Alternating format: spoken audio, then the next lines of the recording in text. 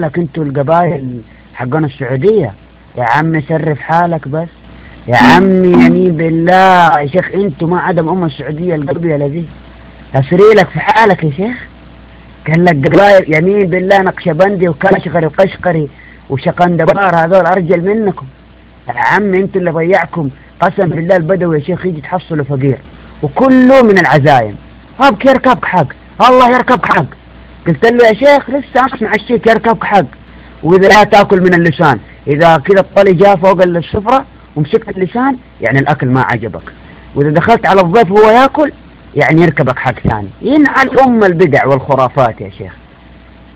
ايش الكلام هذا؟ ورب الجلال قال لك الحين انتوا الحضارة انتوا يمين بالله يا شيخ ما ضيعكم الا العزايم ذي. وهذا يجيك اخر الشهر مفلس، فين راحت فلوسك؟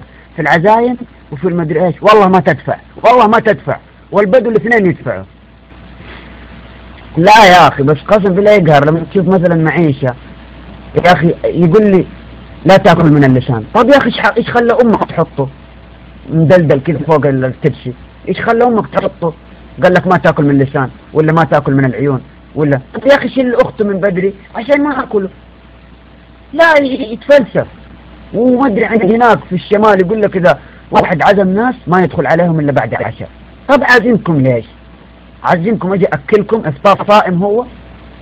يا اخي ما ادخل واقبشبش معاكم ونقعد فله وانتهينا. يعني من بالله يا شيخ عندنا فله ايش هي؟ والله من بالله صحن مكرونه وزلطه شايف؟ والله الزلطه ذيك لبن خيار انتهينا. الله ولا احلى. قال لك ما تقوم قبل الضيف. يا اخي عن الضيف، اذا الضيف جايني اصلا جيعان، اذا كان عازم لي بدوي وقمت قبله يركبك حق ما ادري ايش ما تقوم قبلي. يا اخي ايش الاخت يا اخي؟ اذا انت جاي 6 ايام ما انت ما جاطها مجلس صحن عندي. البلاء يا اخي قهر يقهرون يا اخي. والمشكله في النهايه